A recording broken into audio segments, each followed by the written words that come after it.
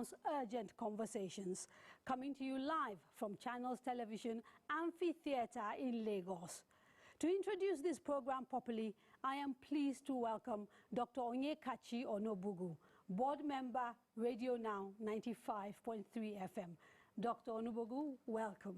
Thank you for having me, Daria, and thank you to all our viewers and listeners for following us on this. To start this program, as a ladies and gentlemen and special guests, panelists, distinguished audience, ladies and gentlemen, we're honored to have all of you at this second conversation organized by RadioNow that is focused on discussing another topical issue that besets our great nation. The Webster Dictionary defines insecurity as uncertainty or anxiety about oneself, lack of confidence, or just the state of being in danger or threat.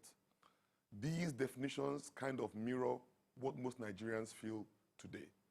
Let me start my brief note by quoting from a paper I read in the Journal of Sustainable Development. It states, and I quote, "Security is a concept that is prior to the state, and the state exists in order to provide that concept. Security is the prime responsibility of the state." The 1999 Constitution of the Federal Republic of Nigeria specifically states that the security and welfare of the people shall be the primary purpose of government. Therefore, when insecurity or discourse around insecurity pervades any society, then the leaders of that society must be held accountable in ensuring that they deliver the prime role for which they are in existence. Unfortunately, governments at all levels seem to be failing the citizenry on this constitutional responsibility, and it seems to be failing to provide a secured and safe environment for lives, properties, and the conduct of business and economic activities. From the issues of banditry in the Northwest, to the IPOB and secessionist agitations in the Southeast, to the constant killings and the new word we see here around unknown gunmen in the Middle Belt, to the attacks on government infrastructure like the trains in Kaduna. These portend insecurity. Amnesty International in its December 2020 statement stated, and I quote, "Insecurity and practice by the Nigerian government and security forces have made reporting accurate numbers extremely difficult, and the impacted regions of both conflicts overlap. But estimates that Nigeria is now home to over 2 million internally displaced people, and the probable cost of lives is appalling. In August last year, they estimated over 1,000 people had been killed as a result of communal violence, banditry, and the failure of what they say is Nigerian forces to live up to their responsibilities. These recurrent issues and statements by international partners have created the perception that Nigeria is beset with uncontrollable insecurity challenges. These perceptions sometimes are based on reality and others based on perception. Either way, they have a damaging impact on the psyche of Nigerians. But more importantly, creates the perception that businesses cannot thrive in Nigeria. This in turn discourages investors and generally dampens the positive energy and spirit we Nigerians are known for amidst the perceived deterioration in security in this country. Nigeria is also confronted with development challenges which pose serious threats to our economic development. I often use the word perceived because it's to highlight the disjoint between what the man on the street perceives about insecurity and what our officials say. Like in all things, perception is one's reality. However, data we have from the Global Terrorism Index indicate that Nigeria so far is number 3 in terrorism, and we are just above some war-torn countries.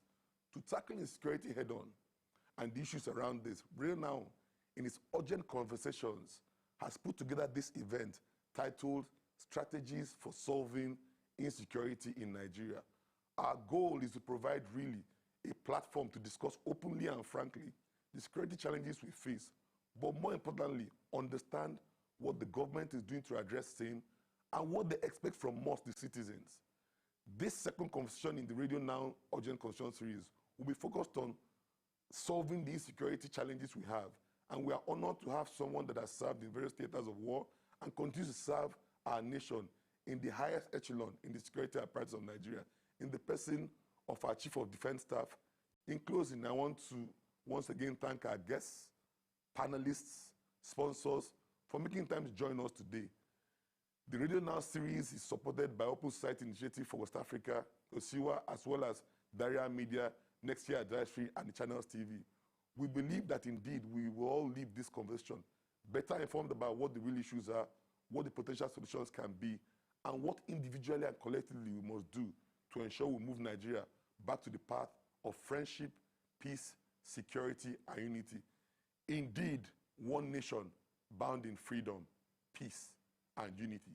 Thank you very much, and God bless us all.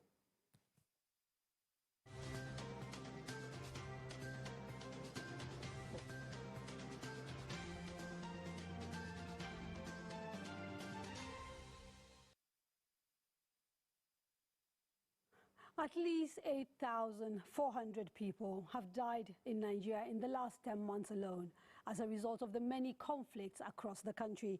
This is according to the Council for Foreign Relations, an American-based non-governmental organization. Nigerian security forces appear stretched as they battle Boko Haram terrorists in the northeast, murderous armed men on a killing and kidnapping spree across the northwest and parts of north central, and secessionist militias in the southeast and the southwest.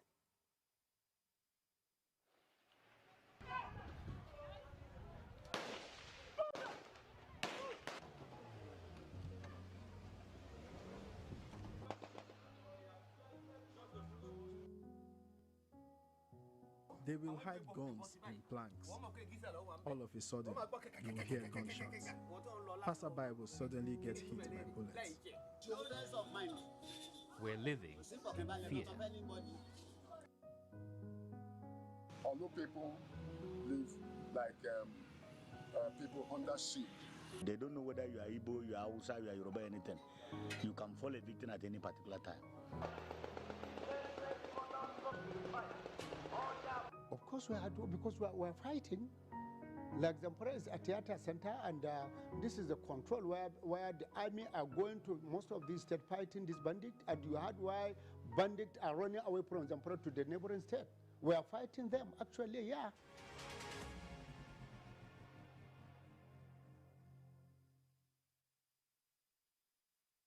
Armed non-state actors across a large chunk of Nigeria are testing the might of the federal government, and they are finding it wanting.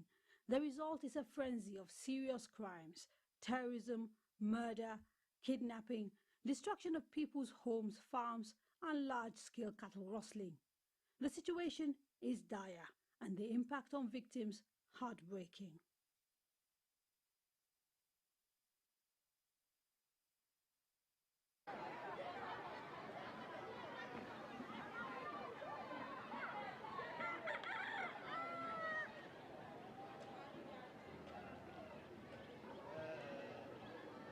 This is a camp for internally displaced people.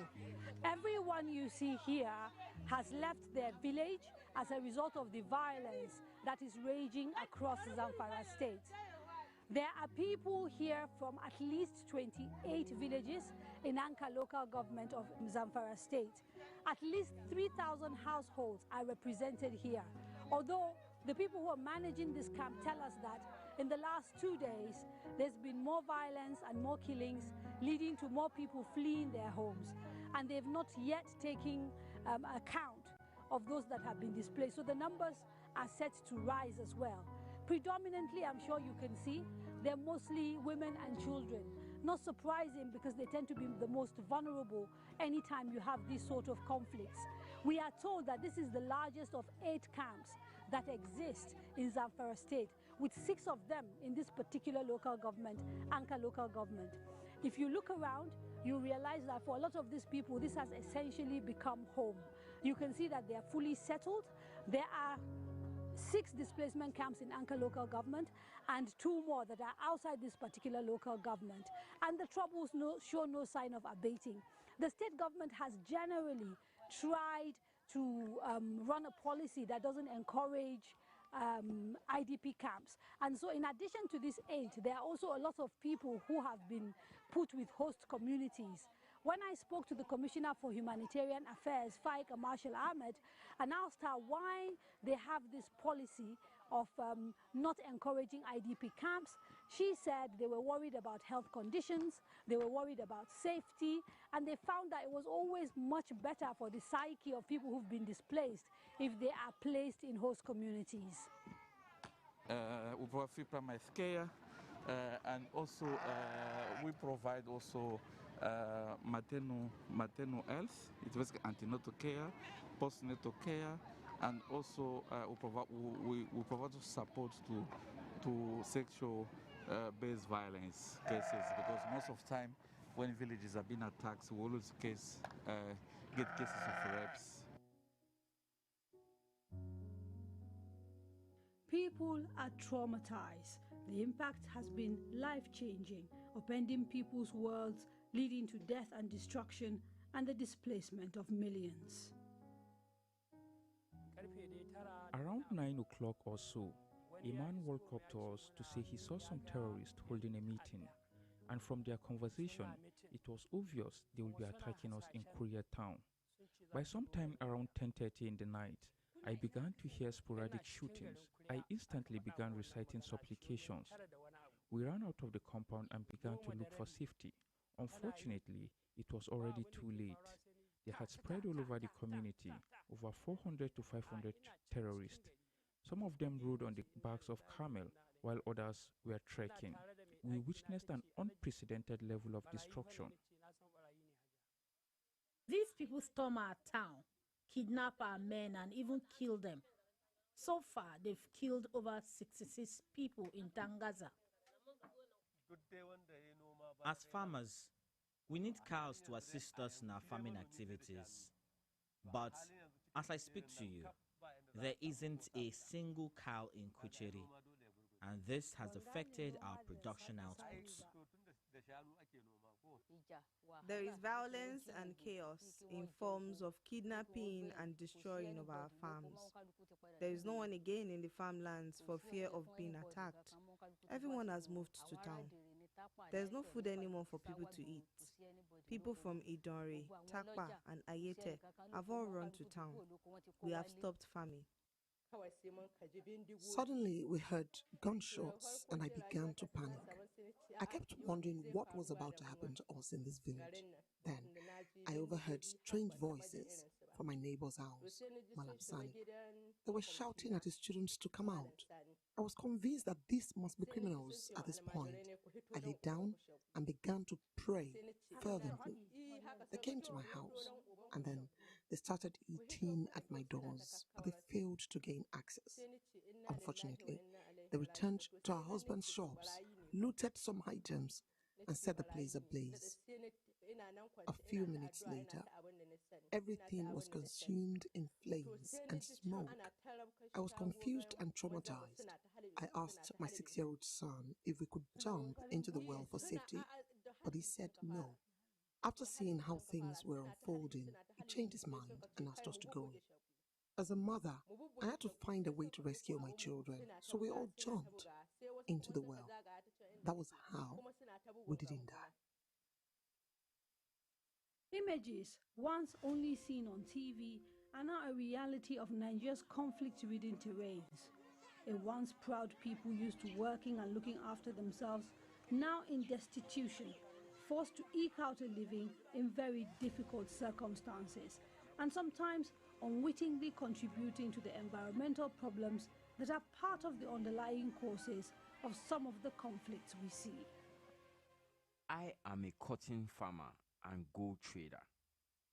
I have lost my sources of livelihood as a result of banditry.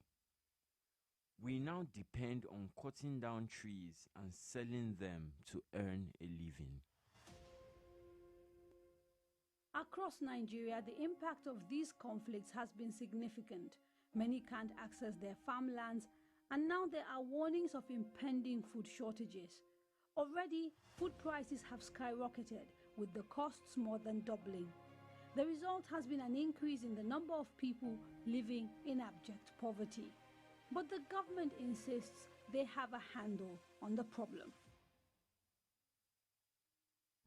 Recently, the government announced new initiatives to tackle insecurity, including the shutting down of telecoms. The rocks you see looming behind me are Afe Rocks in Afe local government of Zamfara state. This place has become somewhat of a mecca. If you look behind, you will see multiple people, young children, men, women, climbing that rock. And the reason is very simple. The state does not have connectivity. As a result of measures announced by the federal government, all of telecoms were shut down, except in the state capital, Gusau. But what people in this neighborhood and this area have found is that when they actually climb these rocks, they can get connected. Locals have told me that all of the telecom services are available, but you must make your way to the top of the rock.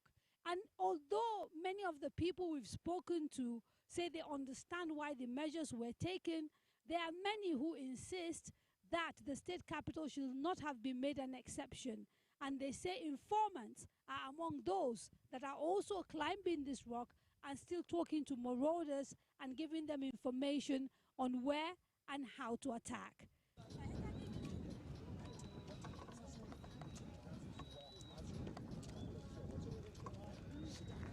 The only reason we are climbing this rock is to enable us to call our relatives who have been unable to reach out to us due to the communications blackouts. The ban on telecommunications is not useful to us. Before now, we could easily put across a distress call to Tafe local government. Whenever we were under attack, and in less than 10 minutes, we would get support. This community has been under attack more than 11 times. But with this lack of communication, they attack us comfortably. The impact of the conflict on education is also significant and increasingly visible. I'm standing in the premises of Jengebe Girls Secondary School in Anka local government in Zamfara state. Earlier this year, this location was the scene of a very harrowing abduction. Over 270 girls were taken by armed bandits into the bush. They were among the lucky abductees. Why? Because the state government was able to rescue them within 48 hours. There's little doubt that ransom exchanged hands for this rescue to have taken place so very quickly. Unfortunately, the abduction that took place here is not an isolated incident. Across the north, we have seen armed men storm schools and make away with girls and boys of varying ages. And the impact on education has been monumental. It has forced state governments across the north to actually shut down schools. As you can see, this school is also not in session. It is a particularly difficult issue because the North was already disadvantaged when it comes to education. It is estimated that there is an illiteracy rate in these parts that range anything between 70 to 98%, depending on which part of the North you are talking about. With these closures, the expectation is that the educational attainment of this region is going to plummet even further. The victims of insecurity are not just regular folks. Nigerian military personnel and police tasked with providing security in the country are also dying in their confrontations with armed men across Nigeria.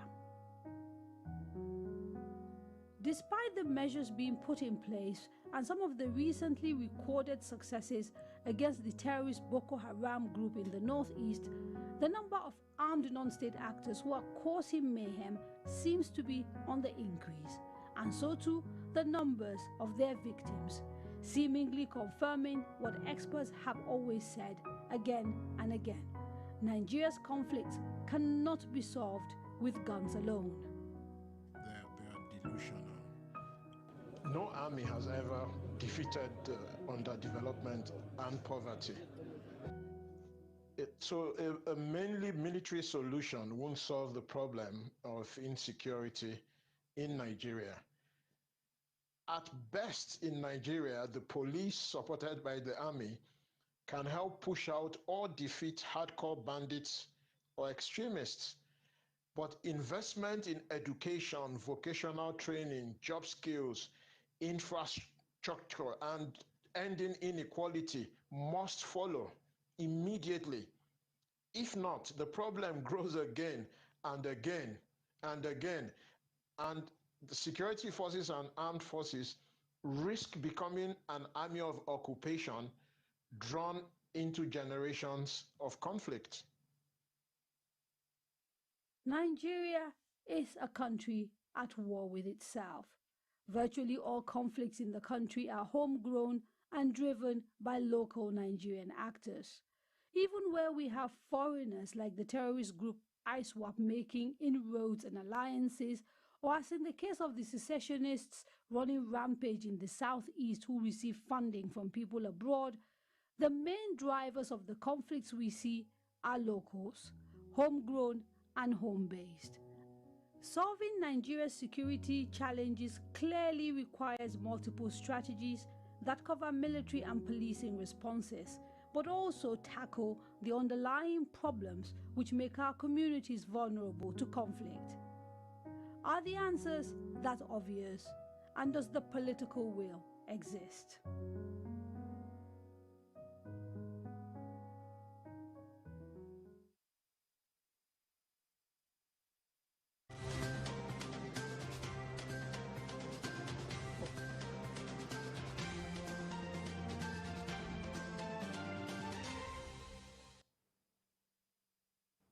Welcome back. This is still RadioNow's Urgent Conversation, coming to you live from Channels Television's Amphitheatre in Lagos.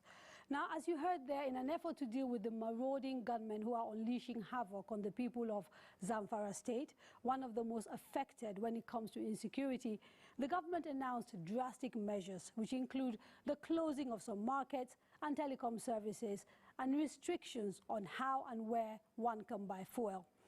To what extent have these measures been successful? This is part of the conversation I had with the governor of Zamfara state, Dr. Bello Matawalle, in Gusau, the state's capital. You know, we cannot say 100% because still there is some pocket of some, some things that have been happening in the state. This is something that has been, it is ongoing for over 10 years. And when I assumed duty as a governor, I tried so many options to make sure that I bring the lasting peace in the state. What I started with is the dialogue and the reconciliation between the farmers and the Fulani, and it yielded a lot of result that time because for the first 1 year we couldn't record any crisis or any kidnapping or killings, and later on I have turned up and become, because they have deceived to us, or maybe some of them, because up to tomorrow there are some that have accepted the dialogue and they are still onto it, and they are helping our security agencies and they are helping the government. But some of them, they are still unrepentant, so we are fighting those that did not repent, and we are still fighting them, and we will continue fighting them. Okay, when you announced your amnesty program, like you said, a whole year of almost peace, what went wrong? At what point did you start to notice that the program was no longer working, and what were the signs? You know what exactly happened after we initiated the dialogue? It's supposed to be a collective effort, both the government, the people of the state, and all other political gladiators of the state. But unfortunately, when the government is trying to make sure that we have peace in the state, some political elite are thinking that they don't want us to succeed. So they have been, making so many unprecedented comments about the dialogue issues and the reconciliations. And some of them that has connections with those criminals, they have been telling them all sorts of things so that they shouldn't believe with the government amnesty and reconciliations. Now, you made what is a very serious allegation in answering that last question, because you seem to imply that there are politicians that have politicized the issue of insecurity in Zamfara and are playing a role in perpetuating insecurity. I still maintain that, and I mean it. Because we have some record. We have some, you see, like some of the informants that were arrested, we have over 2,000 informants that are under custody of security, and some of them have made a lot of, comments. Some of them have opened up to the government and the security agency. Some of them even on their writing of their statement, they indicted so many people, which we are going to talk about that. What are the specific allegations that they are making? That some of the politicians are the one funding them, some of the politicians are the one who are giving them targets, some of the politicians are the one calling them that both the state government and federal government are not serious on what we promised to them. Okay, but already in 2019, when you first came into government, one of the first things you did was to set up a committee led by the former Inspector General of Police, MD Abubakar, a native of Zamfara State. And they came back to you with a comprehensive report which includes some of these things that you're talking about, and they made specific recommendations.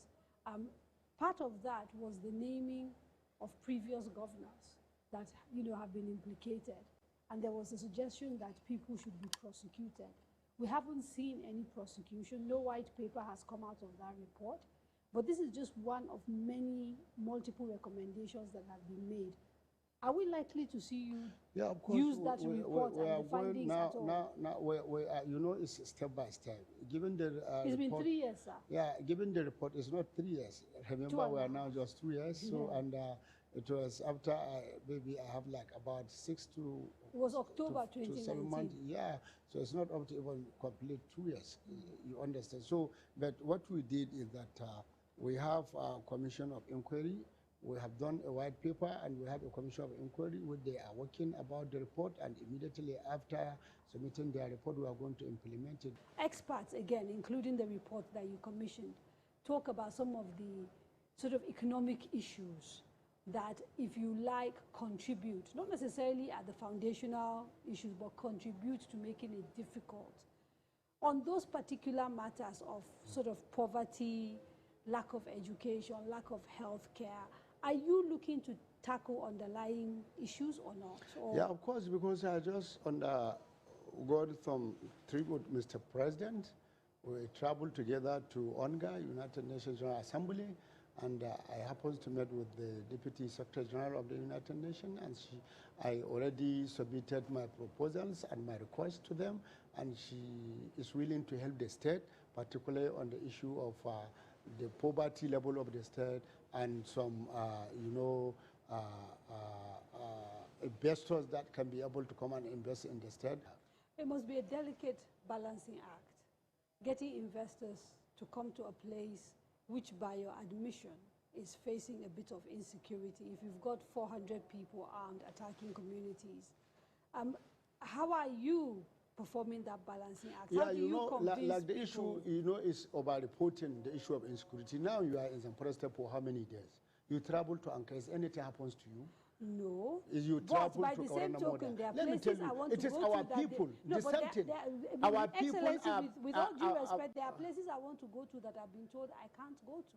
No, but that's maybe number one. And where? then, like where? Like Zurmi.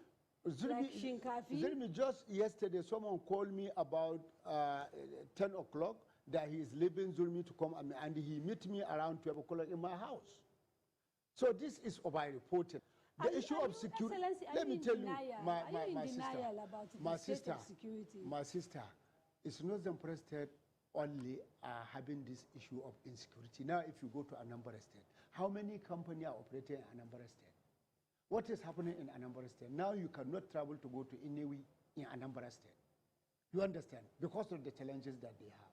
To a television screen, people not making talking about the problems they have? Is that what you are suggesting? What? Because I'm a little bit confused. Yeah. Because people are getting killed, they're getting kidnapped, homes are getting burnt. I've seen with my own eyes. Okay, the hope that are getting burned. Yes. It can happen anywhere. Is what For you example, are saying. So you're saying let me tell you, I want to take you to one point. It has been taken some places, like just of recent, what happened to Sabon Birni in Sokoto State? What happened? Do you know what happened in Sabon Birni, where army officers were killed? About 17 army officers were killed in Sabon Birni. Have you ever heard Wamoko, the former governor of Sokoto State, making unprecedented comment about what is happening in Sokoto State? He's not. Because he's a good leader, he's a leader. We are not saying that the Zamfara State doesn't have the issue of insecurity. We have. But some of these issues were over-reported. Some say underreported. How? it is over-reported. Let me tell you, how many people say they were killed when you went to Korea? 50. Go and check the newspapers. They say 29 people were killed. Go and check. I saw it when I was in Turkey. That 29 people were killed in Korea. But you as investigative journalists, you went there by yourself. How many people say? Something happened. I saw you with Jargaba from DW. I saw you together with him. Ask him. People reported that 40 people were killed in Shinkafi. Ask him. When he went to Shinkafi by himself, how many people he told you that were killed in Shinkafi? 5 people were killed.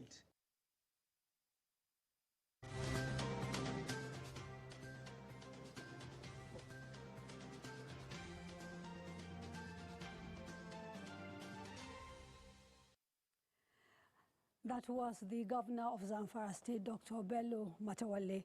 We're going to take a short break. When we return, we speak to the men who are charged with providing security for Nigeria. Don't go away.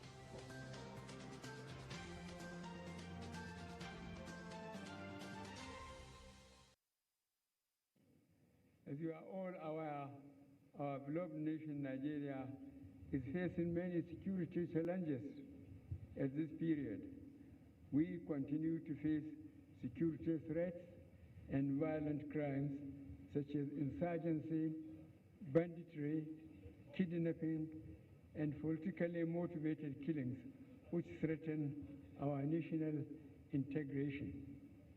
I assure you that this administration will continue to do everything within the ambit of the law to eliminate all forms of violent crimes that are creating fear and anxiety among the citizenry.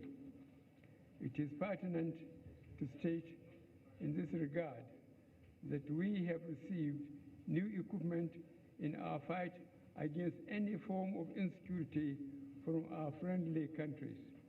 These assets will be deployed to accelerate the fight against insecurity in all parts of the country. Stay connected to the world with Channels TV podcast and get all the trending stories. And experts join Daria Ahmed for the conversation live on Channels Television. It's a conversation you don't want to miss.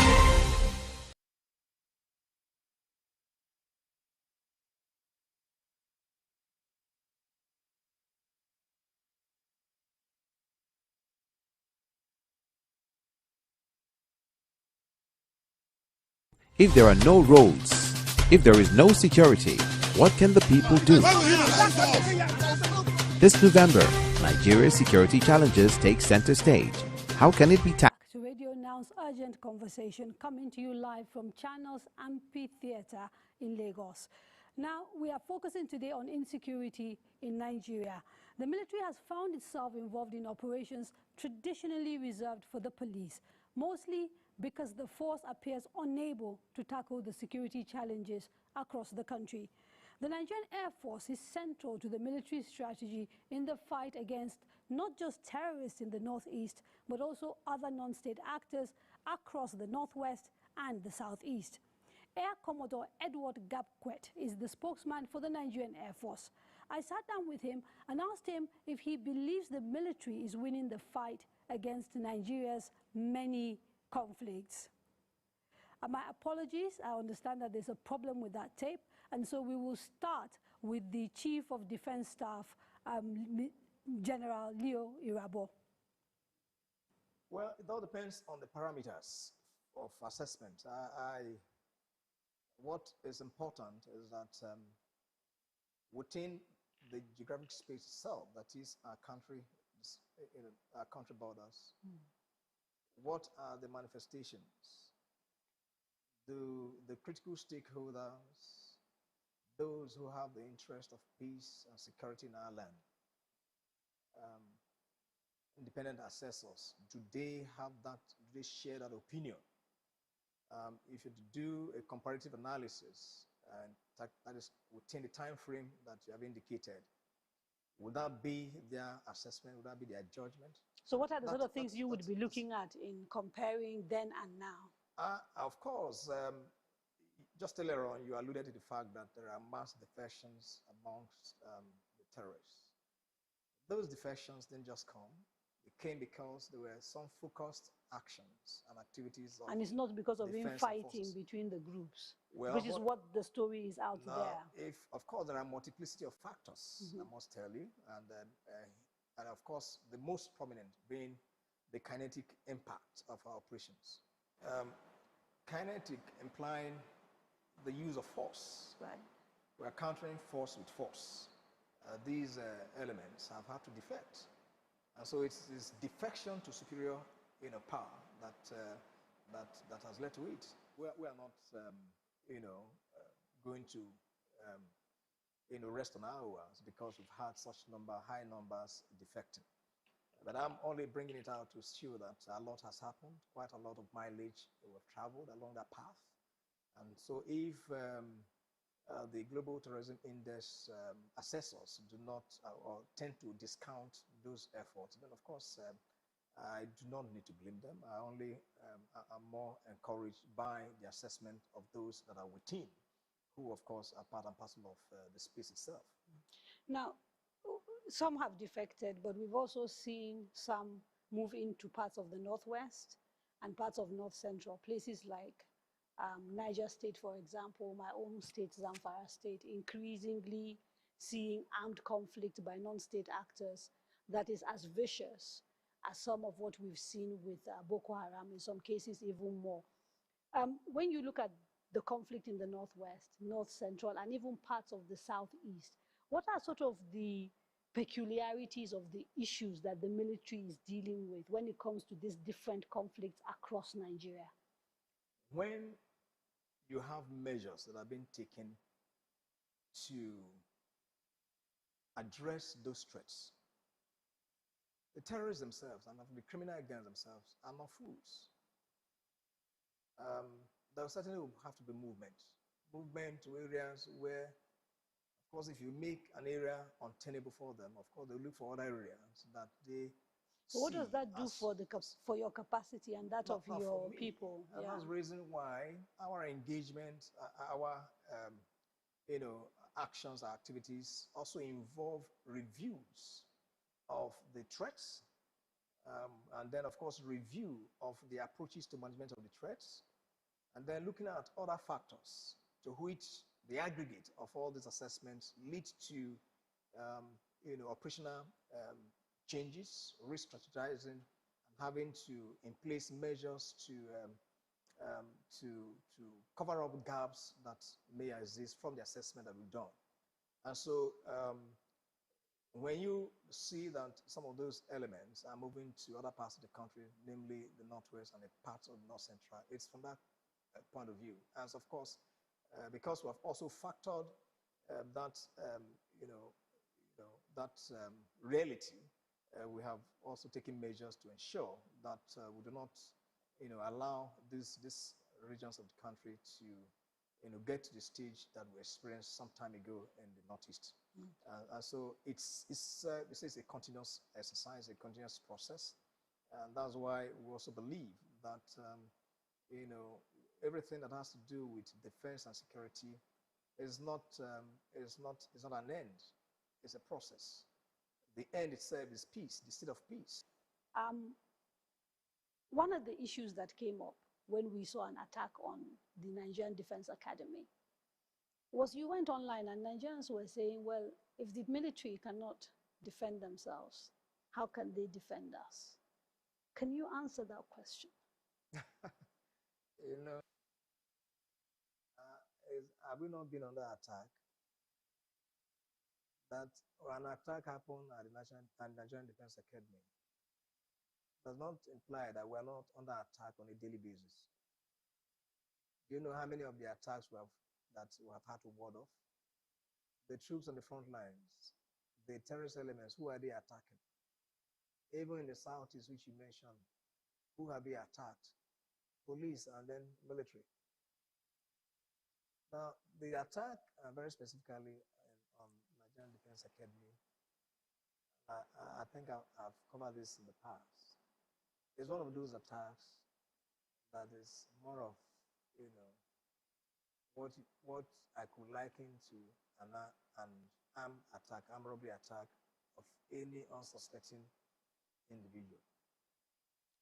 Now, so to you, it does not indicate a weakness in the army or in the military. But in any case, that's a training institution.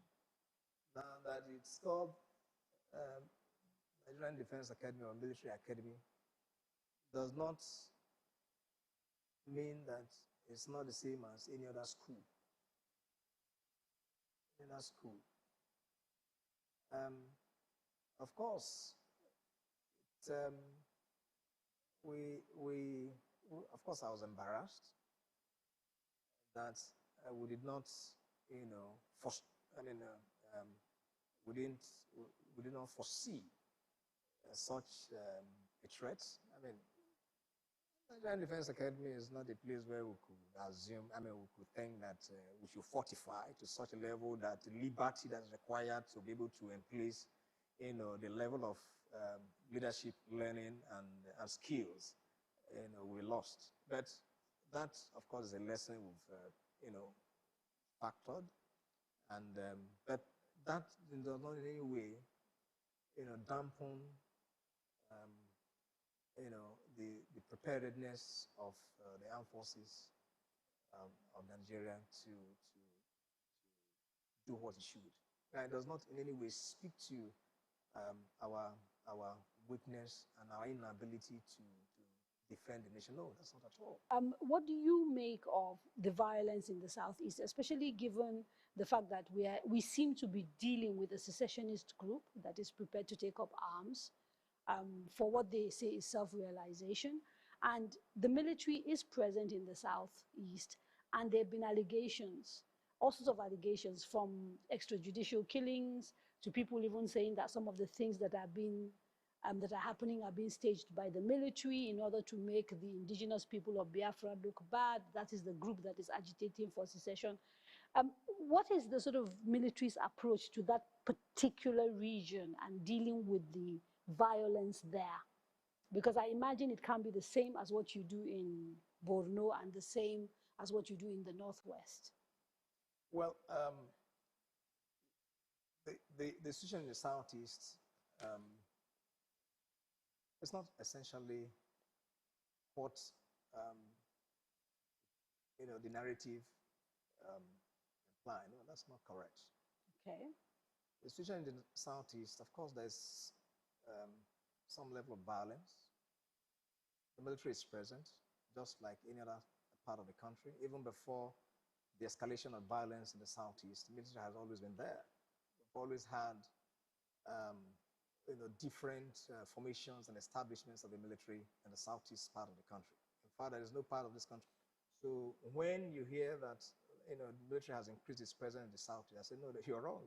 We have always been there. What you find is that... So we've not seen more numbers of soldiers being sent there? No, we even have less number in the sense that a good number of our personnel who we had to move to reinforce, the Northeast, for example, and parts of the Northwest.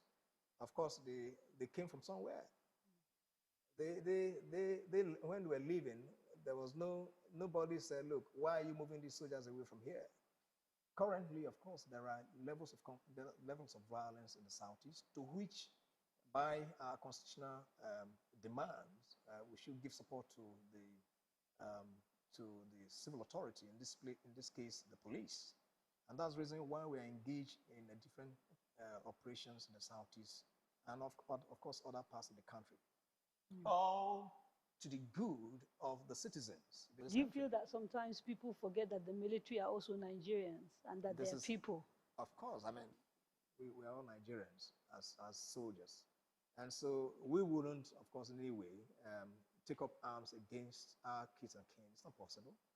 Do you feel and for that... me, take for example, I mean, I'm sure you know where I come from. Yes, I do. So will I have to superintend over those that want to, indiscriminately kill, my subjects? No, it's not possible. You have a budget of almost 3 trillion naira. Yeah. And this is the second highest budget in sub-Saharan Africa, second only to South Africa. Is it sufficient? Does that, is that good for the resources that you need to wage these different campaigns that you are, waging across this country? Can I tell you that resources certainly cannot be sufficient at any time? Yes, 3 trillion. What is 3 trillion? 3 trillion, of course, for defense, for the 2020 budget, which is good. Yes. And what's that figure? May I remind you that in the United States, for example, if you go... But we are not the United States. I'm just giving you, because you made comparative, you talked about South Africa, and then, of course, ours being third, largest. Second, is the second largest in Sub-Saharan Africa. In Sub-Saharan Africa. But I'm also letting you know that in 2021, in the US, the defense budget was around $705 billion.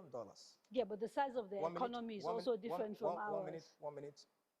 That, of course, translates to about 352 or thereabout trillion. Now, the point here is, even though 3 trillion appears huge in comparative terms, you must also look at what it can do relative to the challenges that we have. But of course, I must remain very grateful that Mr. President has taken that bold step, and of course, the Federal Executive Council, for them to have come to a realization of the fact that we must put security into its proper perspective and then begin to escalate in interventions, and then to which that when it's done, everyone will be happy for it, so that, of course, in future, when things would have normalized, then other sectors of the economy can now begin to take prominence in terms of attention. But I must tell you that is the right step in the right direction. Okay. Even though, of course, we would have loved that, of course, more will be given. But we also know that you can't be asking for what doesn't exist. The military has, again, to go back to the issue of allegations, especially by organizations like Amnesty International, of, human rights abuses, in some cases with some evidence.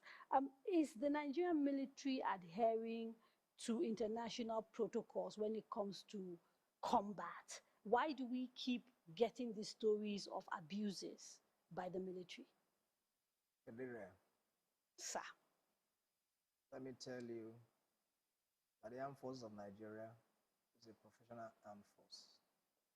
Some of the evidence suggests otherwise. Go on, sir. We didn't just jump in. We're not a ragtag army. We're not a ragtag armed forces. The challenge that we face today as a country is a challenge which, in theoretical terms, have been termed asymmetric warfare. This war has many fronts. There are those who are behind the scenes, both internal and external. And so when people come up with narratives, please do not discount. Are you suggesting that there is another narrative war taking place? Of course. But we won't be deterred by those shenanigans. So, in sum, we're a professional force. We have code of ethics. We have protocols that we follow. We respect human rights, all the international humanitarian laws, and of course, laws of armed conflicts. Besides being taught in our various establishments, they remain part and parcel of our operating protocols. Do any of your officers face disciplinary actions? Are you able to share some of those with us so people can be reassured that you take, the necessary measures where officers are found wanting? Across the theaters of operation that we have, there are standing court-martials. Besides, in various formations and units, there are on-the-room procedures, disciplinary procedures that have been in place. And we equally have our, our laws, operating laws, the Armed Forces Act, upon which all these things that we're talking about are well enshrined. and any contravention is dealt with. Quickly on the regional issues, because I don't think we can talk about Nigerian security without looking at what's going on in Central African Republic, the Sahel, other parts of West Africa. Is it possible for us to secure Nigeria if some of these regions don't see security? Because threats, criminality, have no respect for borders. And so this is the reason why we have engaged our neighbors, we have engaged in both at the bilateral and multilateral levels, all the countries in the sub-region. They hope that with a collective approach to this challenge, then of course we'll be improving on the situation back home. But of course, the security must be viewed not from just national perspective. It must also, take into consideration what happens within the sub-region and of course the region itself, and even globally. And since you have that broad picture with all of sort of the engagements that are taking place both regionally but also, internationally, how soon is Nigeria going to sort of return to a situation where people are not getting kidnapped, Boko Haram is defeated, and people can generally feel safe? Very soon, I would say. But may I remind you? Soon, as in 2 years, 1 year, 6 months? Just 1 minute. Yes, sir. May I remind you that currently Mr. President is in Glasgow. For the whole world leaders, they're in Glasgow. What has taken them there? The that faces the world. Nigeria is within that global world, global environment. And so manifestations that you find in our shores, violent in nature, must also be linked to the global threat profile.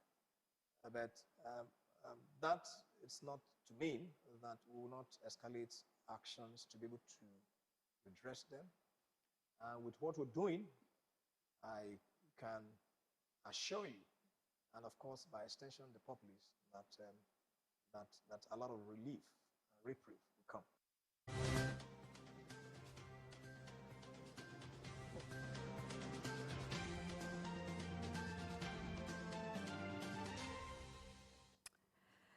That was General Irabor, the Nigeria's Chief of Defense Staff, assessing the performance of the armed forces in curtailing insecurity.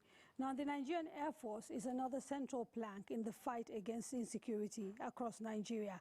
To find out how they are doing and how they perceive the fight, I spoke to Air Commodore Edward Gapquet. He's the spokesman for the Nigerian Air Force. And I started by asking him if he believes the military is winning the fight against Nigeria's many insurgencies.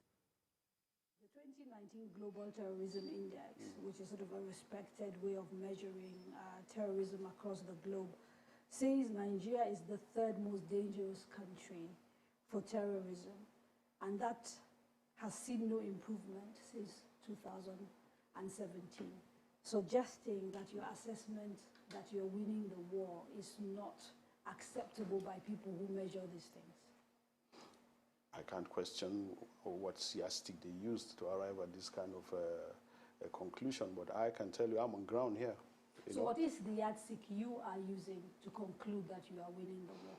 Tell us. Once we are able to get our people back to their homes, once people are being able to get back to their farms, once children are being able to go back to their schools, those are signs to tell you that, yes, there are some measures of successes that have been measured. Have been achieved in this war against all forms of criminality in this country. That is what we used to measure, not somebody sitting down elsewhere in another country and going on the internet and drawing up figures. No. But we these won't measures allow that you that. talk about, I mean, I've just come back as part of putting this program together from a tour of my state, which is Zamfara. And I can assure you that people are not back in their farms. Well, I can also assure you that only recently the UNDP rep made a very, very firm statement in the Northeast where it commended the armed forces and the governor of Borno. Hold on. I can assure you that they've commended the armed forces and the government of Borno State that a lot of people have been able to go back to their settlements. That's not a small feat. Just some few days ago, the spokesperson of the Kaduna State government came on board and stated that over 50 bandits were killed, in operations, coordinated operations between the Army, Navy, and even the Air Force. So a lot has been done. About 3 weeks ago, too, we have seen where in Kankara local government, about 34 bandits were eliminated. So a lot of efforts are being put in place. So if a lot of work is being done and you are recording successes, like you've listed, and we still have, large swathes of this country facing insecurity, does that not speak to the sort of the scale of the problem and how bad it is? Would that be right in saying we seem to be at war across this country, not just in the Northeast? I think you seem to, from your question, obviously you seem to think the armed forces is the only solution to some of these problems. No. I am speaking to a member of the armed forces, so I assume you cannot talk about things outside. Thank you. I'm happy you know that. So that's why my questions are limited to what the armed forces are doing. To this security situation is very, very obvious. Everybody has to be involved. Right. Members of the media themselves too have to begin to realize that they are part and parcel of the solution to this problem. You understand? It's only when we begin to realize that we will know that it goes beyond kinetic operations in themselves. So I don't think you just don't look at the armed forces and believe that yes, these are the people that will finally solve this problem for us and will move forward. 20 officers dead, 4 crashes, within sort of 6 months or so is quite a high number. Are there issues around maintenance of aircraft and training of personnel, in addition to the threats from... When you're fighting an insurgency, like the one we are facing right now, the tendency is that your air operations are increased. You fly more. When you fly more and you train more, there is likelihood of what we call likely accidents. So that could have been go up of course. On the volume of yes, what you're doing, it's normal everywhere, even in developed countries. Even in developed countries, you can go and find out. The U.S. is not fighting any war at the moment on its land. Find out how many plane crashes they have in a year. In fact, between 2013 to 2018, the United States of America, that you know, not fighting a war between these 5 years, have had an average of 27 military crashes per annum, 2013 to 2017. But then they have more planes than you. It doesn't matter, but they are not fighting the war. That's the issue. Are they fighting the war in the U.S.? They're not. Training, weather, so many things can come into play when you are in this kind of operation. I'm not giving an excuse that, okay, so because we are fighting insurgency, then we'll be having crashes. But these things are likely to happen. We are not happy about it. But when you are in the air, most of the time, sometimes these things happen. Now, obviously, our understanding of the armed forces is they sort of help protect the territorial integrity of Nigeria. We found a situation where the police have been overwhelmed by some of the challenges that they face, and so we've had the army and other parts of the armed forces deployed to deal with, problems that are internal. I know you are in the Northeast fighting Boko Haram. I know that you are in the Northwest fighting the people they call bandits, and parts of, I don't know, North. So where else is the Air Force deployed? Are you at all in the East? Because, we hear rumors of, things being done to secessionists or people who are sort of causing trouble in the Southeast. Can you confirm where and where you are operating? The Nigerian Air Force is operating in all joint operations in this country. In the Northeast, we are in Operation Hadinke. In the Northwest, Operation Hadarin Daji. In the Southwest, Operation Awase. in South-South, Operation Delta Safe. We're also providing close air support to our troops in the Southeast and all over the country. Wherever there is a joint operations ongoing, the Nigerian Air Force is fully engaged there. So given the scale of the issue in the Northeast, where we're dealing with a full terrorist army and we've been doing that for 10 years, there's kind of adequate understanding, I think, in the minds of Nigerians about, what sort of operations you'll be doing there. The same thing with the, Northwest.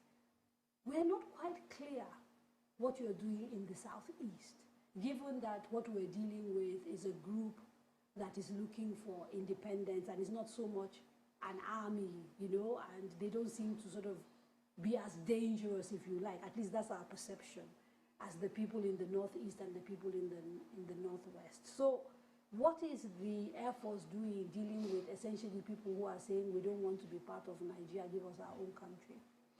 Like I've told you before, once there's a joint operations, you have all the services involved there, and we can't be left behind. We have to give support to our ground troops. You don't think it's an overkill? We are just supporting ground troops, and that is what makes the difference with what we are seeing today in the armed forces. We are all working together. So, I mean, overall, your outlook seems to be upbeat about your ability as the Air Force to contribute to securing Nigeria and making it safer. But sort of given the sort of major issues that we see across this country, I want to try and put you on the spot and ask you whether you can give a timeline based on being a professional and used to sort of fighting, when Nigerians can expect to be able to fully go back to their farms, to their schools and all of that. What sort of, I mean, when we started with Boko Haram, it was now 10, 12 years ago. Are we going to be still having this conversation in another 10 years? Or are you hopeful that I'm very confident that like I've told you where we started with the kind of, the level of cooperation we have seen that these service chiefs have brought to bear, and of course with the fact that we've been receiving new platforms and the fact that the morale of our troops are high up there, I tell you, I assure you, and I assure Nigerians that, it's just a matter of time before things begin to go back to normal. All we are looking for, all we are begging for, is for Nigerians, aside being patient, which they have exhibited over time, is the fact that, please, this war we're fighting can only be achieved if we all join hands together. Please, in terms of providing that information that we require, in terms of support for the armed forces. And when I say support, I'm talking about, avoiding spreading rumors, fake news that will dampen or that could dampen the morale of our troops out there. I've seen how other countries treat their armed forces. The armed forces that are far less, combatant or sophisticated like the Nigerian armed forces. Let's get a little of that. Let's get that support that other countries give to their armed forces. And I assure you, when we put our hands together in all of these places, it's just a matter of time before. Because for the enemy, we tend to underestimate the enemy himself, because he is also, using the media, using localities and all of that to win hearts and minds. He's also doing the same thing. But if he sees that we are united against it, I tell you, you will see some of them begin to come out and even surrender. And that's what we're even seeing in the Northeast. The surrendering is not necessarily an infight between the terrorists. It's the fact that they have seen that Nigerians are beginning to unite, behind the armed forces, and of course with the firepower that the Air Force and other agencies have brought to bear in that entire operation itself. Thank you very much for your time.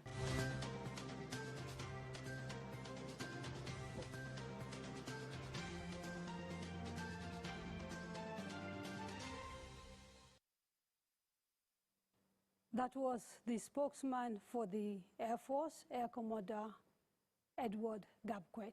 It's time for another short break. When we return, our panel of experts here with us in the studio will examine everything we've seen and heard so far. There's more to come. Don't go away.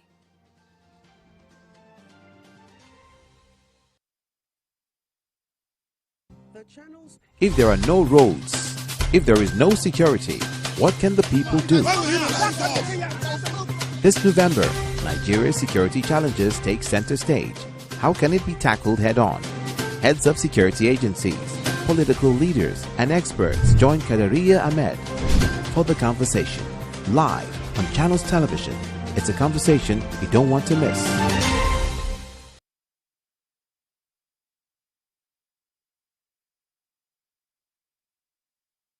If there are no roads, if there is no security, what can the people do?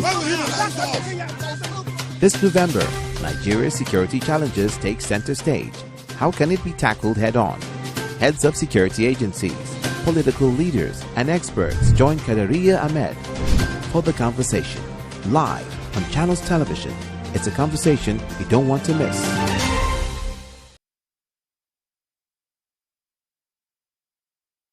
If there are no roads, if there is no security, what can the people do? This November, Nigeria's security challenges take center stage. How can it be tackled head-on? Heads of security agencies, political leaders, and experts join Daria Ahmed for the conversation. Live on Channels Television. It's a conversation you don't want to miss.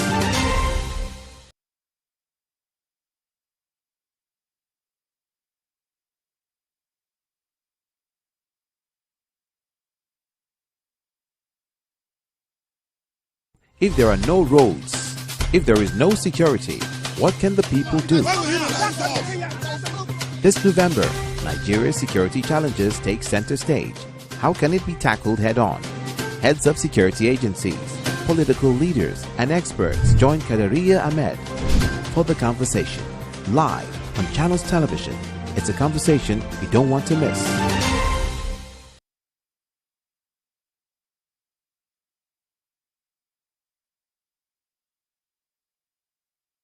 If there are no roads, if there is no security, what can the people do? This November, Nigeria's security challenges take center stage. How can it be tackled head-on? Heads of security agencies, political leaders, and experts join Daria Ahmed for the conversation. Live on Channels Television. It's a conversation you don't want to miss.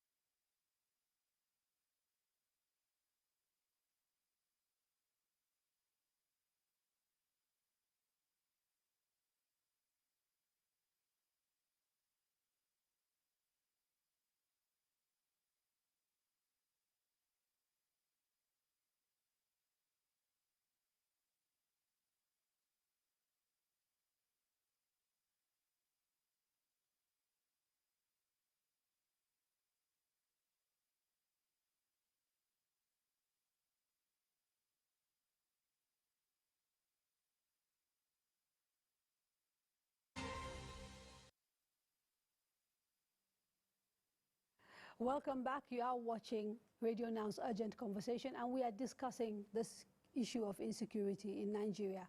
And I'm now joined in the studio by a panel who will look at all of the things that we've been talking about in the last 1 year. Mosum Pretty, Ms. Palmer, Daniel Bwala, a security and policing expert, Rotimi Sankore, developmental journalist, and Kabir Adamu, a conflict and security expert, join me in the studio. Ladies and gentlemen, thank you for coming. Thank you. Right, thank you for.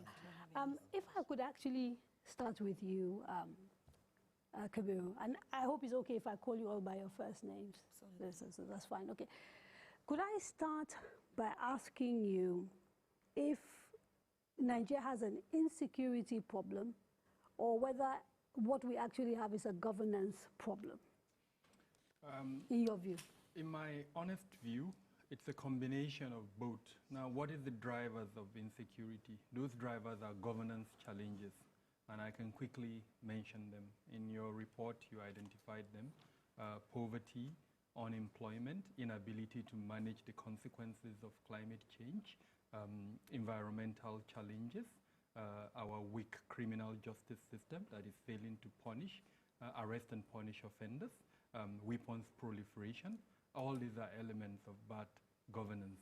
And so there is a positive correlation between bad governance and insecurity. And Mr. Sankore, based on what he has said, I mean, if you look at sort of the different conflicts going on in Nigeria now, whether it's terrorism in the northeast, whether it is the so-called bandits in the northwest, and even the secessionist movements that are suspected to be sort of the armed unknown gunmen in the southeast, it seems each conflict is peculiar because of the way it is sort of manifesting. But based on what he's saying, it seems as if there is a link between all of them. Is there a link or not, in your view? There's a link. The common thread is that it's developmental, and some are worse than others, because the foot soldiers are being produced by underdevelopment. And in some areas, it's more clearly so. So in the Northeast and the Northwest, you mentioned earlier in the documentary about the level of illiteracy. If you have 60 million people in the country that are unable to read and write, that's the figure from the Minister of Education. You have 13 million kids out of school, and you have high levels of inequality, especially gender inequality, which is essentially forcing young girls to reproduce foot soldiers. I mean, that's essentially what it is. When you force girls... Sometimes when we talk about gender equity, you get allegations of you feminists, and, you know, these are foreign ideas. Women, you know, should sort of know their place. We are Africans and all of that. You're saying there's an important reason why gender equity matters. Absolutely. You can't have a situation in which millions of young girls between 12, 13, 14, 15, 16 years old are being forced into something described as marriage and being forced to reproduce at the rate of 7 to 12 children per girl. And if you multiply by polygamy, that's 12, 14, 28, 32 children per man. And then those kids don't have access to education. And then they are in hunger and malnutrition, and many of them are in large ungoverned spaces. That's an army being reproduced for bandits and extremists. So gender equality is important in its own right, but it also has positive developmental consequences. Let me see if I can bring Mr. Daniel in here. When you hear Rotimi talk about gender equity, and we know that depending on which part of the country you are, some of these issues, the problems with gender equity can sort of tilt a little bit. So early marriage, more often in one part of Nigeria, not as often in other parts of Nigeria. And so if you look at, say, the problem in the southeast, for example, how is the problem of governance manifesting, you think, in the secessionist agitation that we see? Right. Well, he is right. And then to directly answer your question, I look at it from the constitutional standpoint. If you look at section 14 of the Constitution, the very concept of democracy, when you find it not, having its course in the country, that is the non-existence of the principles as enshrined in the Constitution is the foundation for the problem. So like subsection 14 subsection 1, it says, the Federal Republic of Nigeria shall be a state based on the principles of democracy and social justice. The part is talking about has to do with social justice. When people cannot have access, equal access to education, equal access to political participation. So even when you talk about the youth restiveness, you talk about the NSAS concept, is because there is a loss of confidence in government. The youth no longer believe that the way the system is framed, they can actualize their dreams of not just getting a degree and getting educated, but being a part of the governance process. And when you look at the concept of democracy as enshrined now, democracy is an idea of a government of popular participation. That is, the majority rule by election, electing leaders by popular vote, and the rights of the minorities are protected. So the question we have to ask ourselves, and which I believe the absence of the answer is the reason for the problem we are seeing, is that people no longer have confidence in the election process in Nigeria. So when leaders emerge, it is naturally believed they emerge out of so many other variables other than the very essence of the principles of democracy. So from 1999, politicians started the breeding of these terrorist activities through, of course, the talks, ballot stuffing, some of these activities that are inimical to democratic values. So the leader now emerges as a result of the instrument of violence. So we have now come to the point in the country where we are facing what we call crisis economy. The biggest economy in Nigeria now is formulation and promotion of crisis. You get paid to create crisis. You get paid to advise on crisis. You get paid to provide solution for crisis, and you get paid to solve the problem, and then paid again to create another one. We happen to have someone who is a bit of an expert when it comes to sort of the economy. And when you hear someone like Daniel talk about the economy of crisis, from the perspective of some of the work that you're doing, what is the sort of immediate and also like medium-term impact of all of the conflict that we have? What have you been able to see and measure? So what I see on a daily basis is that the negative impact of all of these outcomes directly affects livelihoods of individuals, citizens in the country. And in the medium to long term, it's beginning to affect even the way we deal and relate with each other. So we talk about all of the problems around governance, around inequality, but then when you look at individuals, we no longer have the trust issues have been broken between citizens and government. But when it now comes to generating income, everyone is scampering and fighting for self. So where there's no focus on the collective good any longer. There's a big, I do not want to say agitation, but there's a lot more pressure for each one for survival, individual survival. And that is creating another menace that if we do not manage real time, is going to blow up in our faces. Now, Madam Kabir, she said something interesting there about the individualization that has sort of crept into our communities, but even in the way that this conflict is discussed. I mean, we sit here and we talk, and people, experts like yourself, like Mr. Sankore, kind of understand the drivers and can see the similarities to what is happening across multiple parts of Nigeria.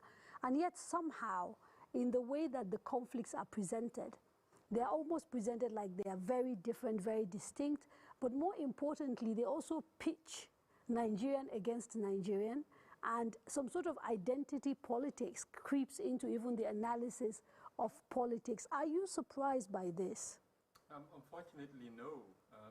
I'm worried about it, but not surprised, in the sense that politicians, unfortunately, are using that to achieve their objectives.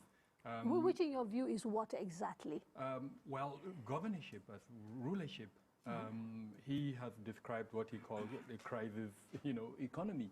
Now, if you use identity, and in some instances the lack of it, to achieve an objective, what you have done effectively is to create divisions that in the long run you hope to benefit from. And to exploit, is what you say. Exploit. Right. Now, my worry is the influence units within society are the medium to achieve this by politicians. So the media is an example, unfortunately. And I've been so worried about this because I sometimes ask myself, the media, phase or front, are they conscious of the consequences of this, or are they just being used as medium to achieve those objectives? When you use identity to describe a security challenge, are you consciously doing that, knowing very well that that identity would, at a point, even come back to affect you? So that, I think, is a huge challenge. Again, the politician, unfortunately, is likely to be the victim of this challenge. Is he also conscious of the consequence of that? Let's remember that the biggest group, as it were, when you speak of politicians that are benefiting from the political system, is the legislature. And if there is a change of government, that is the first arm of government that is affected, usually. So I see it as a cycle. And there are participants that are conscious, and then there are other participants, unfortunately, that are not conscious of this. It comes back again to the influence units within society. Okay, let me quickly bring you, Mr. Rotimi here. I mean, we've had this conversation, I think you and I, in different forms. If we're not the conversation we're having is not rocket science. It kind of seems so obvious to you and to me. Why do you think those that are in charge of sort of policy are not making the connections between some of what they're doing and the problem that we're having? Or is it in your view that they just don't care? And do they not understand that in many ways, like Kabir said, they're digging their own grave? Well, some don't care, some don't understand, and some don't want to indict themselves.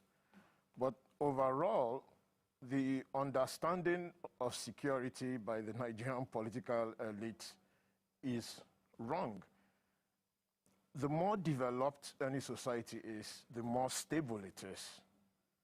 And by the reverse, the more underdeveloped any society is, the more unstable it is. So that's essentially what the problem is. You can summarize it in 2 sentences. You were talking about scale of the problem with one of the military officers that you interviewed in the documentary. The scale of the problem really needs to be understood. The Minister of Education tells us there are 60 million adults unable to read or write. What is the plan for the 2 million classrooms or vocational classrooms for them, and the 2 million teachers or instructors for them, that we need to be able to ensure that these people then have the skills to be able to develop themselves? They are not telling us that. The person that should be at the center, or the people that should be at the center of all this, is not just the president, the Minister of Planning, the commissioners of planning, the minister and commissioners of youth, development, education, gender. They are completely absent from the entire conversation. Instead, army generals are being asked to solve a problem that essentially they didn't create. So, this is where a big part of the problem comes from. And I think that, to take from your point, I feel that the democracy in reality in Nigeria is the democracy of problems created by politicians, and then you bring in the law enforcement that are obviously unprepared and ill-equipped to solve the problem. And when they are unable to solve the problem, then the masses now turn the heat on the law enforcement. So at the end of the day, you discover that we'll go through the same cyclical effect, but in actual fact, policy is the foundation for solution in every given society. And sometimes it is intriguing when you hear governors, in public fora, when they are talking about governance and things like that. They begin to give step A, B, and C, and 1, 2, 3 to the solution. But if you rewind, they asked to be elected to provide solution. Okay, and I'm going to ask you to just hold that thought. We will, delve a little bit further, but I do have people joining us via Zoom, and I'd like to introduce them. Professor Nwanko Uchenna Martins is a professor of globalization, terrorism, and integration at Imo State University. He will be joining us. So too will be Indi Kato. She runs an NGO. She runs an NGO and will be also joining us, as will be Osita Chidoka, the founder of Unlock Nigeria. If I could actually start with Indi, if she can hear me properly. Yes, I can. Hi, Indy. Okay, so we've been talking about the issue of insecurity in Nigeria and looking at some of the underlying issues that seem to define some of the problems we see regardless of region. What is your take regarding some of the issues? And I know you've been particularly involved in areas that have been particularly hard hit, Southern Kaduna, for example, by violence, bloodletting, and a lot of killings. So someone has mentioned there, and I really want to key into that conversation on the fact that key development indices show that we're falling far behind, and you cannot talk of security and then keep leaving these indices the way they are. Poverty is the main issue. When I went to University of Abuja during the attack or after the attack that happened in University of Abuja, the lecturers pointed out that these new attackers were very young boys. They are well armed, they are very young, and this is what they have set out to do. And you could tell that, look, this group of boys, you can't tie them to anything beyond the fact that this has become more lucrative than being a normal Nigerian. This has become more of a payday than being just, going on your normal day as a Nigerian. So what we are seeing at the end of the day is that, look, poverty is an issue. The Nigerian state also does not reward good behavior. We're now used to cutting corners, and everybody's doing what they can to survive. Of course, it's not to make an excuse for banditry or any form of terrorism, but we have to look at where we are. Increased poverty, especially in northern Nigeria, is a problem. Even in the southeast, even in places where we're saying that, there were some form of, higher indices, better indices than other parts of the country, we're seeing a drop. We're seeing a key drop in that.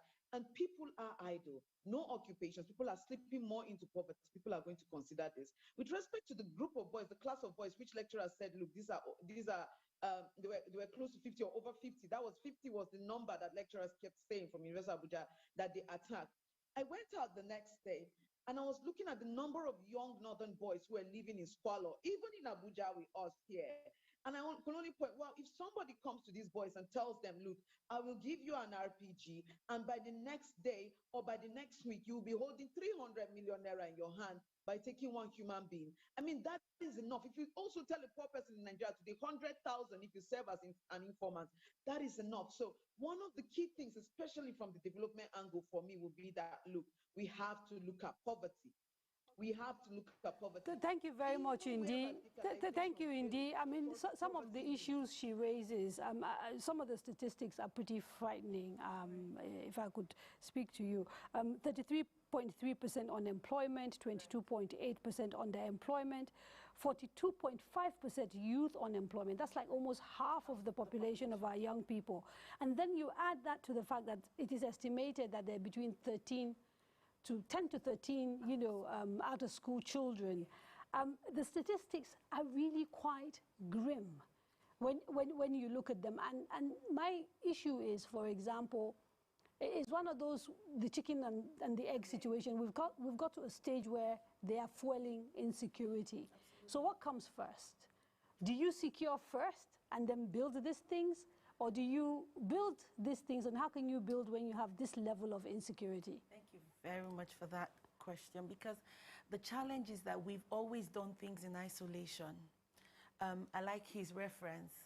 You get the Minister of Education to fix education in isolation, and you want to get the Minister of Health to fix health in isolation. You cannot do one without the other.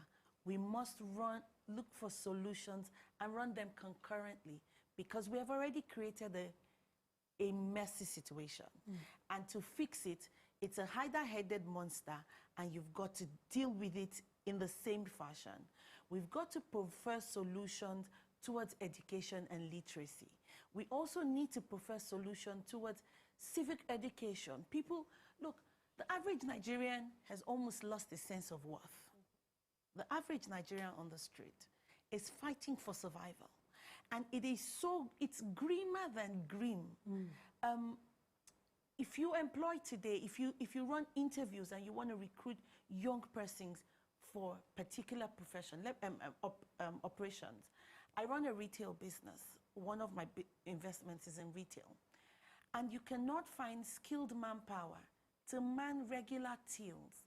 You as a business owner need to further invest in training and building their capacity. There's for an them irony in that, isn't it? Because we've got a lot of people without work. Absolutely. And yet no skills. And then, but you have more people out of work without the requisite skills that the market requires today. Okay. So you're spending more time as an investor and business owner trying to build people's capacity to fit the work that you have available. And that's in a formal situation.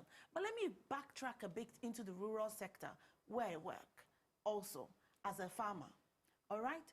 I cannot find an average young person that can maintain or drive a tractor in a rural setting today because it is not attractive. It is not the kind of job work that people aspire to. But you have all of those. You can't put it on Instagram. You can put it. You can actually put it on Instagram. Okay. I drive tractors. It is cool. It is, well, for lack of a better expression, sexy and, you know, chic to actually get on a tractor today and say I'm a female tractor operator. However, society has shaped the orientation of the average young person in Nigeria to think lawyer, doctor, and today politician and legislator. Okay. I want and to bring in messing with the reality of what I'd like to bring in Professor Nwanko in here, Uchenna Martins, to ask him, Prof, I assume you've been listening very, very intently to this conversation. I'd like your take on some of the issues that we've been talking about, but in particular, I also want you to have a go at telling us what you think of the conversations we had earlier, particularly with the military chiefs and their assessment of security or insecurity in Nigeria. Thank you very much. Thank you very much. I have to state this. Can you hear me? Can you hear me? We can hear you, Prof. We can hear you. Okay. Thank you. Insecurity is a very serious problem in Nigeria. I have to understand from the point of the people discussing about it now. See, we have to understand that our problem here is poverty and unemployment. And the way it is, the government is not doing anything positive towards handling these two major issues. We have to see from this dimension. The person they have just mentioned about driving tractors, we have to also understand that the educational system is not functional enough the way it should be. University is not for everybody. There must be vocational schools to encourage basic employment. For instance, they further had what we call vocational schools, where you have people that are trained for driving, for shoemaking, electricity, other handworks. But these days, there are no more. University is not for everybody. University is not for everybody. So what I'm hearing you say, Prof, is that a strategy to deal with insecurity must include us looking at what people who can't do academic stuff are able to do, and there are quite a few of them. Yes, the major way to control or avert. But Prof, your video, somehow you've ended up switching off your video. Could you please put it on again? Okay. Your video is off. Your video is off. It's off. Okay, it's back on. It's back on. Yes, so okay. Carry on, please. Okay. So we must understand that the youths must be kept busy. The youths are not working. If the youths are working, insecurity can be controlled. Unemployment is there, poverty is there, and once there's poverty and there is unemployment, there must be greed. So insecurity is coupled with greed. And once youths are put on a tentative job, not a job that make them today start jumping upside and down, they could get something going on their own. Now, we can now say this. Graduates leaving university for 4 years, no jobs, working on the streets, no jobs, no food. They have an alternative, which is crime. And crime leads to insecurity. Now, the best way to solve this now is employ what we call massive youth employment strategies. Push the youths into agriculture. Push them into mechanics. They must not work where they put ties all the day. So they talk about... And I hear what Prof is saying, Rotimi. I want to bring you in here. It's easy to sort of sit in a room and say, get youths to farm. The farms now, even those who farm can't harvest because of insecurity. And so sometimes I wonder whether we are involved in a really circular argument, right? And for places, for example, in the Northwest where I come from, there's also another major problem, which this one we can kind of, duck out of blaming ourselves for, and that's climate change. So we've seen the environment shift. In the Northeast, the Lake Chad has shrunk tremendously. A lot of people think there's a direct correlation between that and the rise of Boko Haram. And in the parts of the Northwest now, we're also beginning to see this sort of huge impact of climate change with environments that used to be able to produce food not being able to do so. So if you kind of take this circular thing that I'm talking about, and also the fact that we're dealing with factors that are not within our control, in reality, what are our options? Well, climate change may not have been understood fully 20 or 30 years ago, or even 40 years ago, which is part of the problem. But it also tells us something, that there are some people that have no business in governance. At the time climate change started to hit the Northeast first, and to a lesser extent, the Northwest, we had military governors and a military government. Including the current president. Yes, the current president was the military administrator for Northeast Nigeria, and then the first military governor of Borno State. This was in the 70s. Now, infantry and artillery officers are not trained to understand climate change. It's not their skill set. So you can see how we missed the boat to start with. But even by the late 90s, 1999, 2000, when civilians, led by President Obasanjo, were returning to power, there was still not a clear understanding that the response to climate change must include a lot of development investment to mitigate it. And failure to mitigate it is what has caused a lot of the problems now. And the response now must then be as such. So, Malam Kabir, when we hear the people like General Irabor, for example, and the spokesman for the Air Force talk about all the work that they're doing, are you at all expecting that what they do in itself will be enough to secure Nigeria? No, and I think we've made it very clear here that they've been asked to address issues that they are making. Most of what we see that have resulted in military deployments are symptoms of the structural issues within our polity that have resulted in insecurity. And frankly, no law enforcement or defense or security agency can address that. Rather, it's the government as a whole. And in speaking around that, and which is a point I would like to, for lack of a better word, correct, government has platforms for addressing some of these things. But I think if for us to reach some form of conclusion in what we are discussing, perhaps we need to ask, why are those platforms not effective? So you have a Ministry of Budget and Planning that coordinates the activities of all the several government. When President Buhari came, he told us of the 3 priorities that he wanted to address. One of them is insecurity. And I can tell you, every time a ministry submits a budget, it is supposed to have parameters within that budget for addressing the issue of insecurity. So when, for instance, earlier on, he mentioned and she mentioned that there is no form of coordination within government, I have a contrary view to that. That ministry looks at that budget. So what is the problem if there is coordination? No, I'm not saying there is coordination. I'm saying that we need to enhance coordination. And not just, we need to answer the key question, what is governance? Are we speaking about the federal government, addressing, for instance, the unemployment challenge, when we know, for instance, that President Buhari has promised certain jobs of certain numbers for every year? Is it a responsibility that the federal government alone should be doing, or should there be a combination of effort between the federal and state government? Daria to try and answer some of those questions from his perspective. No doubt there are government policies that are, geared towards that, but whether they are effective is one thing. I look at it again from the perspective, because you see, insecurity is one large concept, but so many things are underlying. And now we're faced up with a problem where, even as we talk about non-kinetic approach, we must think of the kinetic approach to do.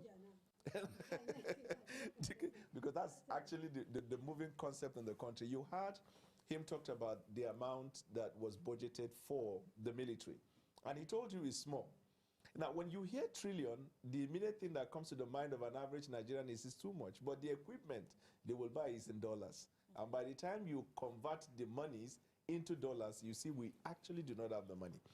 Ordinarily, in every police formation, when I'm talking about not division, but regional, they are supposed to have fully equipped surveillance helicopter.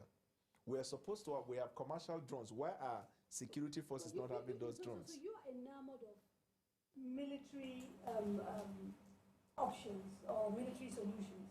I will ask you that question again when we come back from a break. Okay? It's time for a quick break. And when we come back, we begin to engage with members of our audience. Don't go away.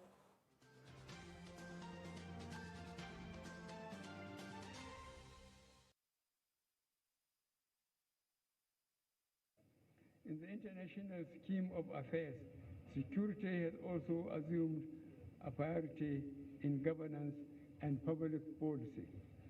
It is against this backdrop that we introduce a new landing ship tank early this year to replace the first set of naval ship tanks, which were decommissioned by the Nigerian Navy.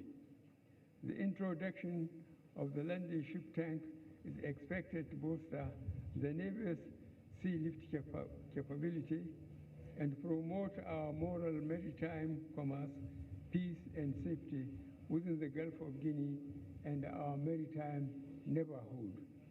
I assure you that this government will not be distracted from achieving the main thrust upon which we were elected, which is addressing the issues of insecurity, corruption, and the economy.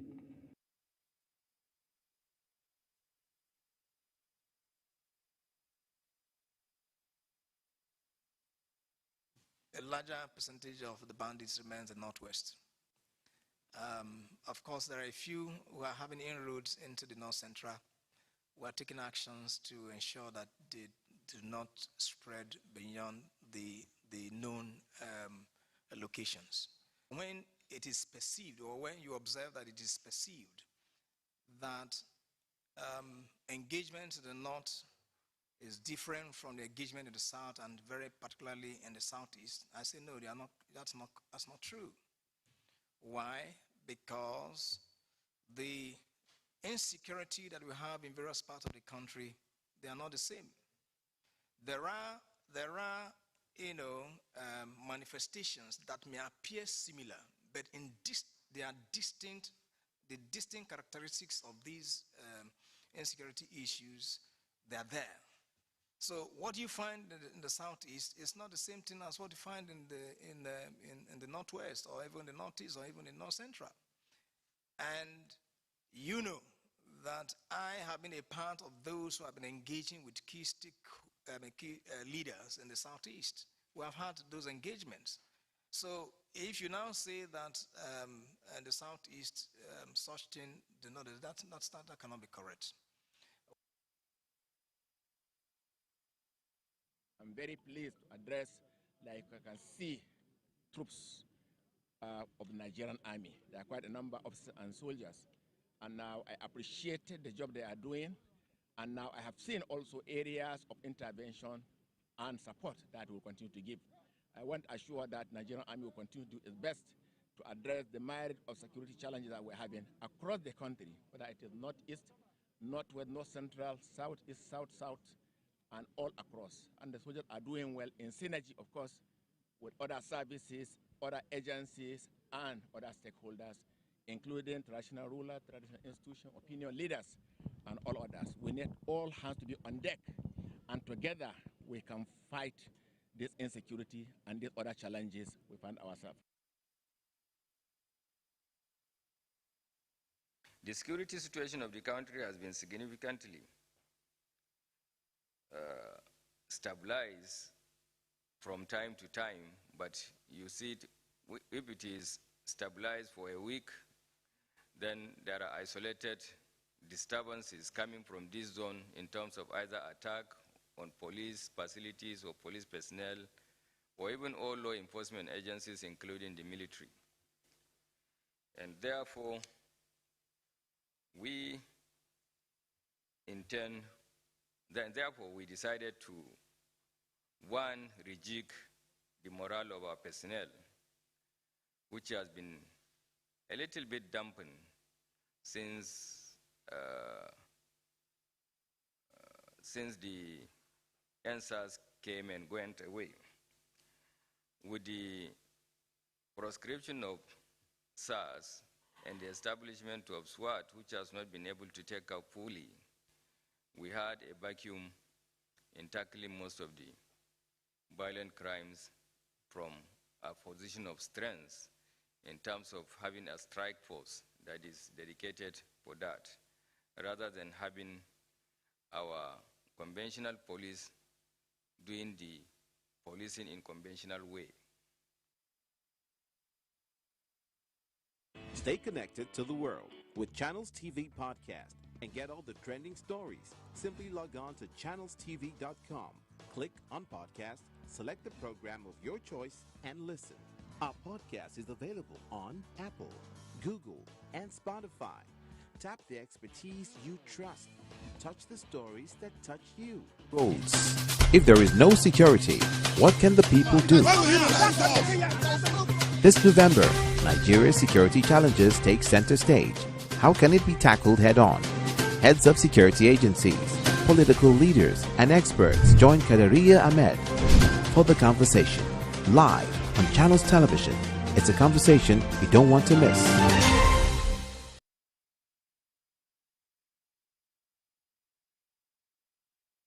If there are no roads, if there is no security, what can the people do? This November, Nigeria's security challenges take center stage. How can it be tackled head-on? Heads of security agencies, political leaders, and experts join Daria Ahmed for the conversation. Live on Channels Television. It's a conversation you don't want to miss. If there are no roads, if there is no security, what can the people do? This November, Nigeria's security challenges take center stage. How can it be tackled head-on? Heads of security agencies, political leaders, and experts join Daria Ahmed for the conversation. Live on Channels Television. It's a conversation you don't want to miss.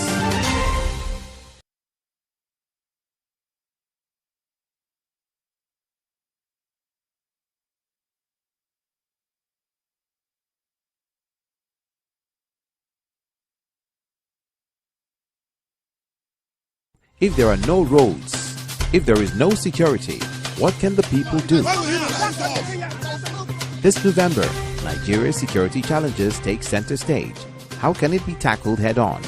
Heads of security agencies, political leaders, and experts join Daria Ahmed for the conversation.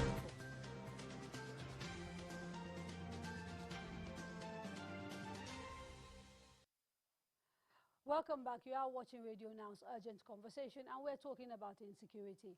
I'd like us to quickly get to the issue of solutions now. And if we could start maybe by engaging a few people in the audience. There's a mic over there. Anybody who wants to sort of make a comment, if you make your way there, say who you are. And please keep it as brief as possible. We're fast running out of time.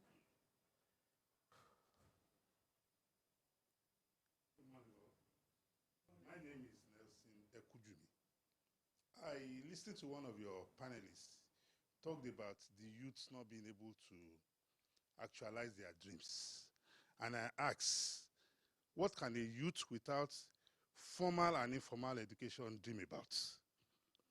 Also, we have come here and we have all acknowledged that there's the need for the non-kinetic approach. And for me, the problem starts with the erosion of our values. As a young man, I was brought up with the mindset that only truth, hard work, and honesty can make you. Our youths wake up in the morning, they are dreaming of building a 21-story building without any means of livelihood. Okay. And that is why we are where we are today. Thank you very much, sir. Anybody else in the audience who wants to say a few words? Yes, ma'am. As quickly as possible, please. Thank you. Well, Bukifemi Ajala is the name. Your name, please. Bukifemi Ajala. Okay. Is it loud? Yes, I think I'm we can loud. hear you. Bukifemi Ajala is the name.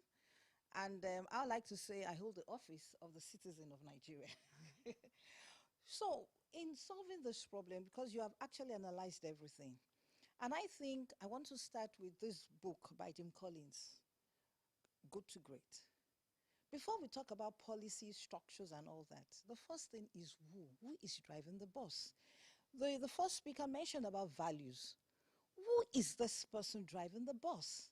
And the people that are driving the bus, what are their values? Many a times, they will call what is white to us, they will say it's gray. So you begin to wonder that, am I the one that is mad? You know, why is it that we haven't gotten to the point where we would be sincere to ourselves? Until we get to that point, we will not move. I get a little bit concerned when conversations start talking about intangibles like values. You know what I mean? Not because they don't matter, but because often in sort of wanting to talk about solutions, real things that can be done, values seem like very intangible things. And I know that, for example, where I come from, my mom, for example, her way of passing value to us when we were kids was through education. Right? And so from the point of view of those practical things that can be done, this is what I'm really looking for. I don't want us to leave this program without sort of holding something. So feel free to jump in panel and sort of give me those things to hold on to that people watching, including policymakers, can say, you know what, these people make sense. Maybe we can do this. Can I? Okay. You go. You start. Let's start with you. I have a reason for wanting to listen to you, and then I will speak right after you. Thank you. So we've got a revised national security strategy that was passed in 2019, and virtually everything we've discussed there is contained in that document. When that document was passed, the first thing I asked is... When you say passed, you mean by... The president launched it. Assented to by the president. He launched it, and the Office of the National Security Advisor is the custodian of that document. The first question that came to my mind after reading that document is, where is the implementation strategy? Now, almost 2 years down the road, that document is yet to be implemented. So we've got the answer. And in speaking about value, I don't think it's intangible. I think it's a credible solution that we need to address. There are four institutions. So when I say it's intangible, what I mean is in terms of you don't sit down in the house and say, come, let me give you value. You know what I mean? There have to be like a process for realizing. That's what I'm going to talk about. There are about 4 places that we could discuss values, starting from the family. You give birth to children. What is your responsibility as a parent to that child? Are we meeting up with that responsibility? And then we need to address narratives that are counterproductive. When you sit and criticize a certain part of the country without understanding the issues that have led to where they are, it's counterproductive. Second point is our religious institutions. They shape our values. Where are we today with regards to their role in shaping our value? Then our educational institutions. She just mentioned that graduates are produced and they are unable to meet the objectives of the certificate they are holding. And then lastly, the media. All of these 4 institutions have a role, and I think in addressing value systems, we need to look at their Because role. I know he's sort of really good with data. I'm going to sort of jump to him because, when we talk about, for example, things starting with the family, you've got almost how many children in IDP camps in the Northeast that don't have parents at all, and that are susceptible? What's the number again, Rotimi? So when you sort of look at how how much we've sort of literally collapsed. Because I think we have to be honest with ourselves and say that the situation we're in is, looks really, really bad. How do you start? Where do you begin to sort of do these things? If you talk about education, it goes back to governance, right? If you talk about parenting, it goes back to whether the parents are able, because there's a lot of poverty, that sort of thing. Rotimi, from your point of view, where would that be, the starting point? Okay, so I always say to people that states collapse community by community. So in the case of Nigeria, that would be communities in local governments and within the 36 states. Because the local governments and the state governments have failed miserably in one of their primary goals, which, for instance, is to build primary schools. So if you have a birth rate of X today, and your primary schools you have can only cater for maybe 40% of that, in 5 or 6 years' time, when those kids are to start school, you will have out-of-school children proportional to that. And there's a piece of data that I think suggests that 70% of Nigerian children who start primary school don't go to secondary school. Yes. So it is those failures point by point that accumulate this problem. Depending on birth rate, demographic distribution, and so forth, it takes anything from 18 to 25 years to have the kind of problem we have now. The numbers of out-of-school children, 60 million that can't read and write, the numbers susceptible to banditry and extremism, and so forth like that. So that's how this problem has accumulated. You mentioned IDP camps. That's a potential problem. So Senator Ndume told us once that there are 60,000 orphans in the Borno IDP camps. And no one came and said, those 60,000 orphans need education. That's gold dust for extremists. That is absolute, because 60,000 orphans with no access to education, if they grow up, if only half of them are recruited by bandits or extremists, that's the equivalent of at least a few divisions. Okay, I want to bring in Daniel, because I noticed his reference to the Constitution, for example. And because we're dealing with structural issues, there are people who believe part of the problem is the way we are governed. And that if we could find a way to bring governance a bit closer to people, and if what people call true federalism or restructuring, I mean, different people use different languages, that perhaps that could begin us on the journey to begin to tackle some of these issues that are allowing our communities to be vulnerable to conflict.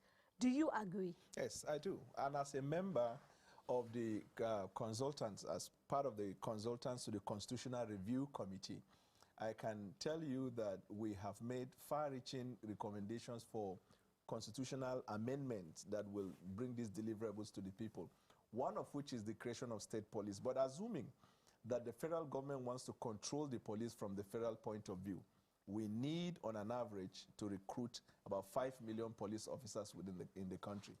A country of over 200 million population with a police personnel of less than 400,000 is a disaster.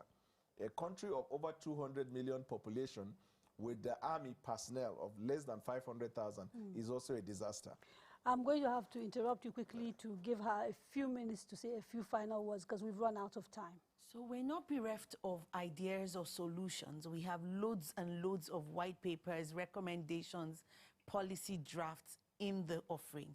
What we lack right now is a pragmatic and fearless leader across board, federal, state, and local government level, to drive execution of all the recommendations that have been made. Mosum Priti, Ms. Palmer, Daniel Bwala, Rotimi Sankore, Kabir Adamu, Professor Nwanko Uchenna Martins, Indikato, and the studio audience. Thank you so much for joining us on Urgent Conversations. Join us again for another edition, which we'll announce very soon. Have a wonderful afternoon. Bye-bye. Live on Channels Television, it's a conversation you don't want to miss. If there are no roads, if there is no security, what can the people do? This November, Nigeria's security challenges take center stage. How can it be tackled head-on? Heads of security agencies, political leaders, and experts join Daria for the conversation. Live on Channels Television, it's a conversation you don't want to miss.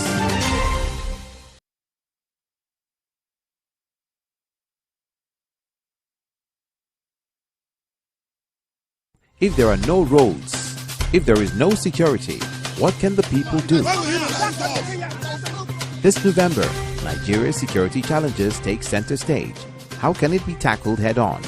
Heads of security agencies, political leaders, and experts join Daria for the conversation. Live on Channels Television, it's a conversation you don't want to miss.